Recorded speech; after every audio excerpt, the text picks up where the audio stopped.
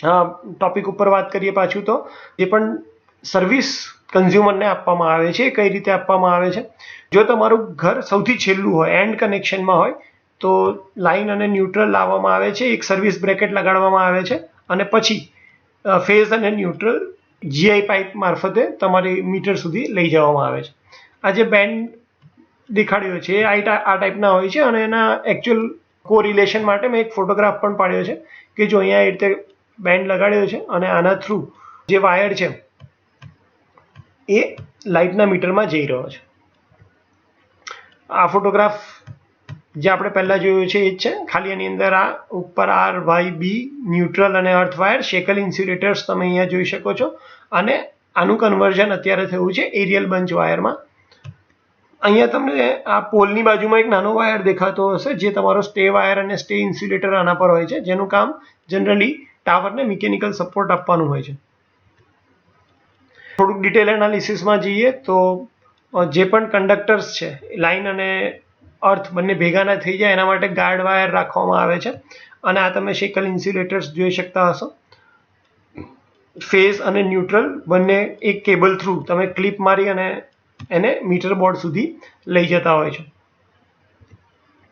અહીંયા એક કનેક્શન આપ્યું છે કે જ્યારે ઘરની હાઇટ થોડી નાની છે તો તમે એ વખતે અને ત્યાં ટ્રાન્સમિશન લાઇન છેક સુધી નથી જઈ શકતી તો ઘરની સાથે જ તમે એક નાનો પોલ ઊભો કરી અને જે આપણે બેન્ડની વાત કરી હતી આ બેન્ડ મારફતે જીઆઈ પાઇપ મારફતે મીટર બોર્ડ સુધી કનેક્શન લઈ જઈ શકો છો.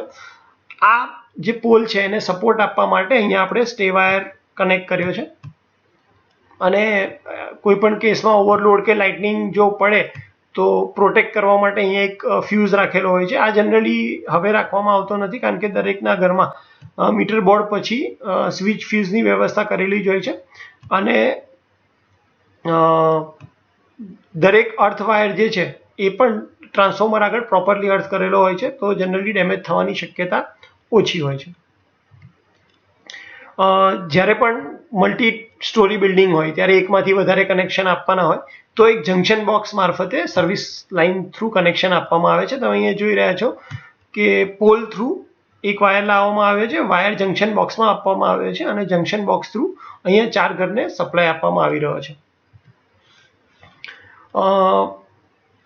અહીંયા સર્વિસ પોલ અને એક કેબલ થ્રુ પીવી પાઇપમાં લઈ ગયા છે, ત્યાંથી અંડરગ્રાઉન્ડ અને પછી મીટરની અંદર લાવવામાં આવેલો છે. જનરલી અંડરગ્રાઉન્ડ સર્વિસની અંદર કેબલ જે હોય છે એ પોલની બાજુમાંથી જ ગ્રાઉન્ડમાં લઈ જવામાં આવે છે અને જ્યાં પણ કન્ઝ્યુમરની પ્રેમાઇસીસ હોય છે ત્યાં મીટર બોક્સની એક્ઝેક્ટ નીચેથી જીઆઈ પાઇપ થ્રુ એ વાયર લાવવામાં આવે છે અને પછી મીટર બોક્સની અંદર કનેક્શન કરવામાં આવે છે.